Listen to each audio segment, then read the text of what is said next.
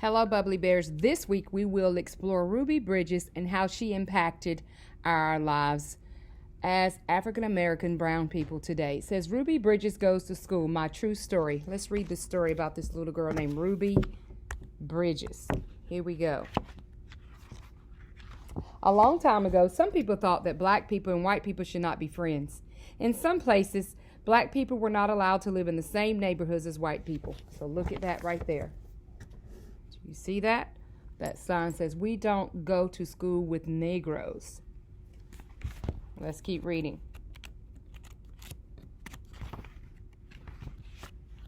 In some places, black people or brown people were not allowed to eat in the same restaurants as white people or peach people. Look at that right there. It had separate places that we could eat. And in some places, brown children and peach children could not go to the same schools. This is called segregation. The United States government said segregation is wrong.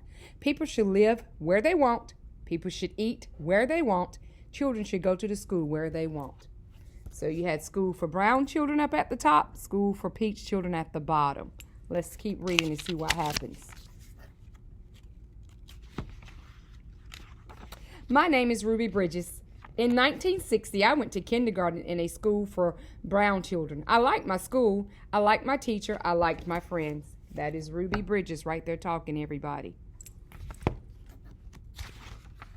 But there was a school for peach children or white children either closer to my house than the school for the brown children. It was the William Franz Elementary School. The government said Ruby Bridges should be allowed to go to the William Franz School. So take a look at this picture, boys and girls. You only see peach children going, but Ruby Bridges lived closer to this school, so now she's going to go here. Remember, they didn't want her here. Let's keep reading. In 1961, I was in first grade. My mother took me to the Franz School. Marshals came with us to make sure that we were safe.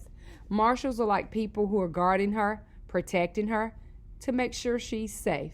And there's Ruby Bridges going in school. Some people did not want a brown child to go to a peach school. They stood near the school. They yelled at me to go away. Look at that picture. Wouldn't you be afraid if you were in first grade and you people having signs waving telling you to go away? I can imagine that in my mind. Let's keep reading. Parents took their children out of school. I was alone with my teacher, Mrs. Henry. So look at that. It was just Ruby and Mrs. Henry, her teacher, all day long. Just one person in her classroom, and that was her. I loved Mrs. Henry, and Mrs. Henry loved me. I was a very good student. I learned math, I learned how to read, but I wish the children would come back. And there's a picture of Mrs. Henry as Ruby's talking about her. So Ruby continued to learn. She was just the only one in there learning, boys and girls. Months and months passed. Then one day, children began to come back to school. At last, I had friends to play with. I was very, very happy. Look at that picture right there. That's a powerful picture there. Remember at the beginning of the story, people didn't think Ruby should go to this school. And why not? Because of the color of her what? Color of her skin. But Ruby went, and she impacted and made a difference. Let's keep reading. Many people have read about me in newspapers and books. A famous writer, John Steinbeck, wrote about me. He wrote that I was very brave. When you are brave, boys and girls, you do things and you're not afraid to do it. Or even if you are afraid, you still do it afraid. That makes you brave. At first, a First Lady, Eleanor Roosevelt, wrote a letter to me. The letter told me that I was a good American. Norman Rockwell was an artist who painted a picture of me. The painting has become very famous. That's the painting of Ruby going to school with the marshals protecting her. Now I'm married. I've grown up. I have children. One day, Mrs. Henry and I were both asked to be on a TV show. That was the first time we had seen each other in many years. Now we talk to each other often. There's Mrs. Henry. There's Ruby Bridges. Now brown children and peach children can go to the same schools. I like to visit schools. I tell my story to children. I tell children that brown people and white people can be friends. And yes, we are. And there's Ruby Bridges right there.